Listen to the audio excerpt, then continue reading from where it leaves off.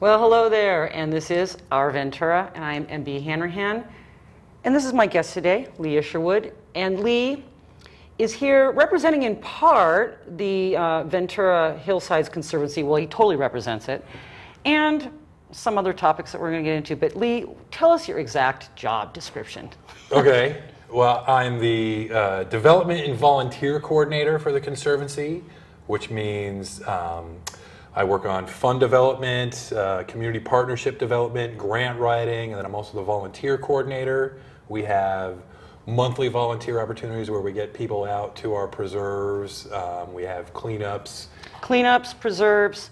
The Hillside Conservancy is, and it's a land trust. A land trust, that's us. Okay. And a land trust, we're a 501c3 nonprofit group that is set up so that we can accept donations of land, we can purchase land, we can acquire land, and set the land aside for perpetuity is the name of our game. We're trying to set aside land as public open space in perpetuity to help preserve, conserve, and to create more recreation opportunities for the people of Ventura. We work within the city of Ventura from the Ventura River to the Santa Clara River up to Foster Park, where the Ojai Valley Land Conservancy takes over from Foster Park North.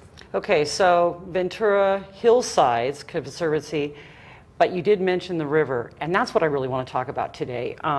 There's a project, the Ventura River Parkway Plan, and a coalition of groups called Friends of the River, but I know that the Hillsides Conservancy is definitely one of these friends. So why don't you talk a little bit about the project and then how you're working with it? Great.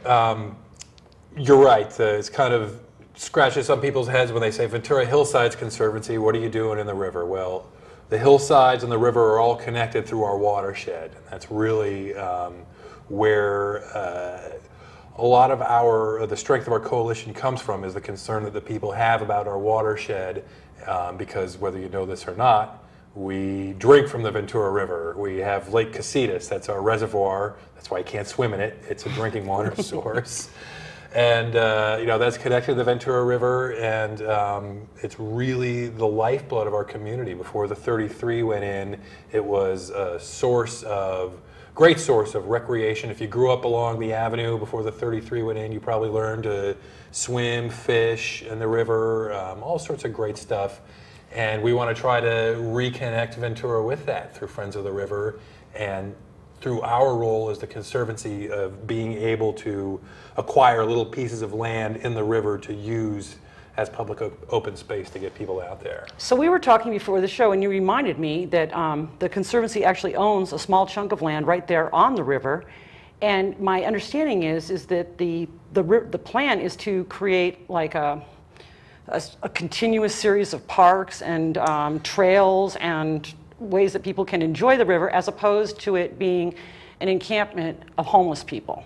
That's a great way of putting it.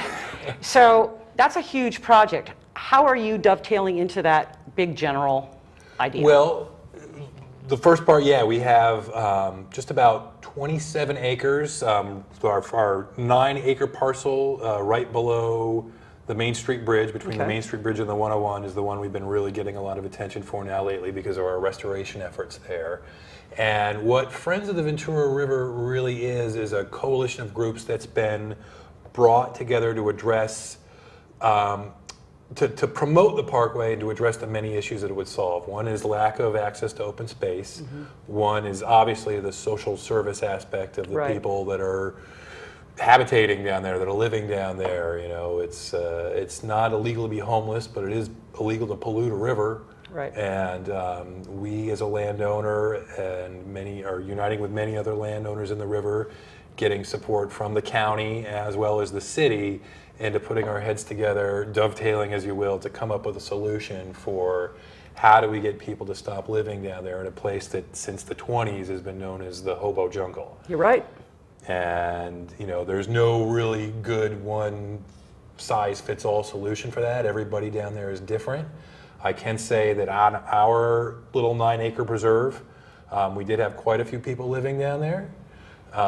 We've gone down there. I would have to name 3 great partners in the Friends of the Ventura River Coalition that have helped us. Please, yes. The Salvation Army, Turning Point Foundation, and Project Understanding.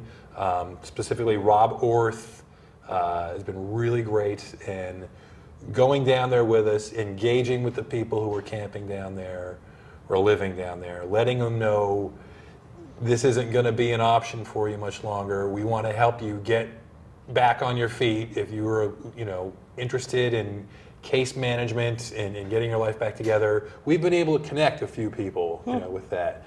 A few people, of course, you put the hand out. You try to give them a hand up. That's great. A lot of people don't take the hand. It's not their choice, right? It's not their choice. They want to continue the lifestyle, which the lifestyle down there often involves supporting yourself through crime. It often involves petty theft from the RV park. A lot of bike thieves, a lot of drug sales, a lot of crime going on down there, daytime and nighttime. There's huge stigma attached with that whole conversation, and it's great to hear that it's being approached from a conservation and an ecology point of view, and from a social program point of view. So what you all are doing is specifically, because I know you've been going down there and cleaning up. Why don't you describe that a little bit so people can know what they're able to do if they so choose to volunteer? Sure, and I gotta give another shout out to our partners at the CREW, Concerned Resource Environmental Workers.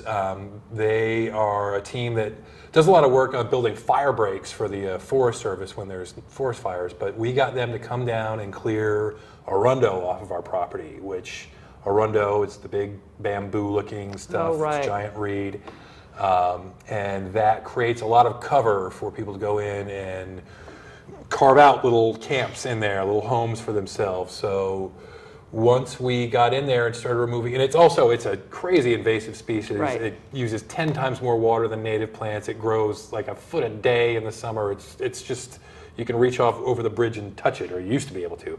But now we've gotten rid of a lot of that. We've cleared the vegetation that's given a lot of cover and exposed a lot of these camps. And when your camp is exposed, it's not as comfortable as it was. It makes to it less continue attractive. camping there. Yes. And now that we've removed the arundo, we've just found vast piles of discarded food items, clothing, furniture, just everything that goes down to that river bottom doesn't come back out until that river floods, and then it winds up on our beaches and in our oceans. And so we've got a great coalition. After the CREW got in there and got out the arundo, we have partners from Patagonia, South Coast Habitat Restoration, and just our members and the general public have come down. CAPS actually documented one of our cleanups. We filled 3 30-foot-long roll-off dumpsters from E.J. Harrison, another shout out, they've been a great help.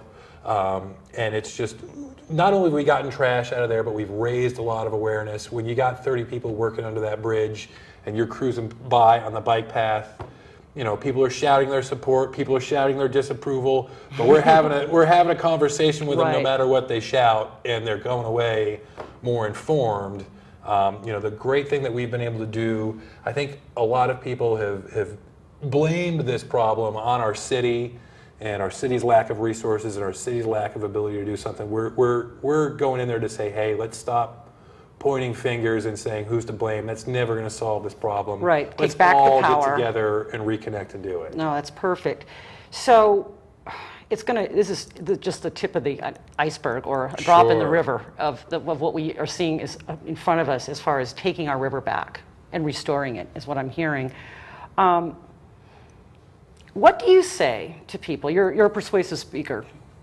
To people that feel, you hear it, they feel that in their own personal lives they've got so many problems, economic, this or that, that then when someone starts talking about doing something for our planet, or conserving what we have, or bringing back a river, a piece of land, what's your most persuasive argument to people of why conservation matters? Well, I think it goes back to what I said. A lot of people don't know about this, but we drink out of that river. We're pretty unique among Southern California cities in the fact that we don't pipe it in from the Colorado. We have our own watershed here, and that's really going to be important to us in the future, believe me. Water's the gold of the future. Yes.